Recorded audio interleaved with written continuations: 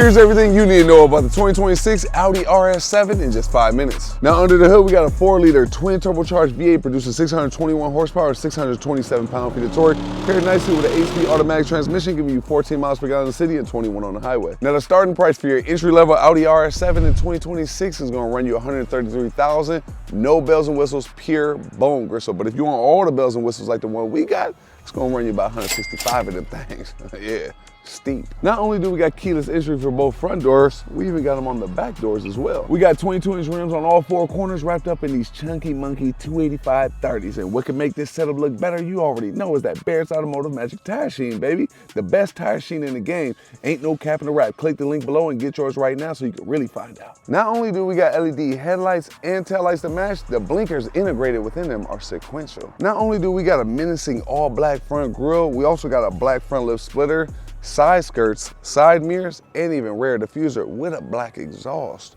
Dual at that. Now in this trunk, as you can see, we got an abundant amount of space with a cargo divider. But get this, we even got a fish side net for storage to lock some items in place. You can lay down the back seats and get full understanding. Even at my height of 6'10", I can fit in the trunk all the way to the front seat. So that gives you real perspective right there. But you also got an air compressor under the floorboard. Let's get some understanding. We got a premium flat bottom leather wrapped steering wheel with premium paddle shifters, and this joint is even heated, man. Now I love this steering wheel because it's also driver focused. You can skip songs on this joint, and there's even a spindle on the left and right. While the right one controls things such as your volume, the left one controls things such as displaying either your live G meter, tire pressure, engine data, and you can even press the arrows if you want your media, phone, your very own Audi displayed in the middle of that thing to see your brake lights, headlights, and even your blinkers in real time. We got speakers that are integrated within the dash that every time you spark this car up, the engines pop out, and every time you turn it off and get out, the speakers go back into the dash.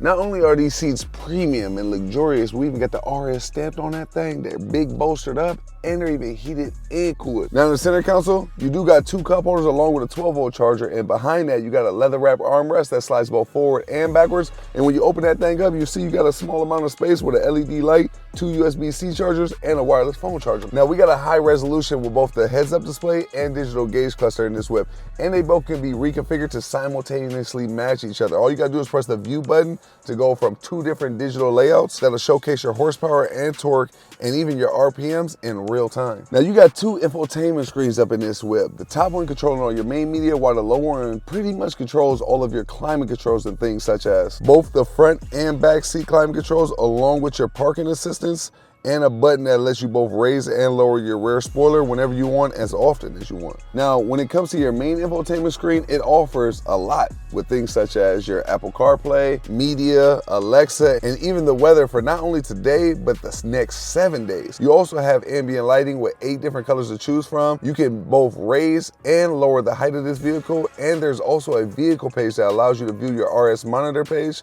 that'll showcase your vehicle's temperature along with a live G meter and tire pressure monitoring. It got enough practicality for everyday life and understanding. And in the driver's seat at 6'10", I'm abundant on the legroom and headroom, man. Just that backseat though, decapitation. My headroom is non-existent.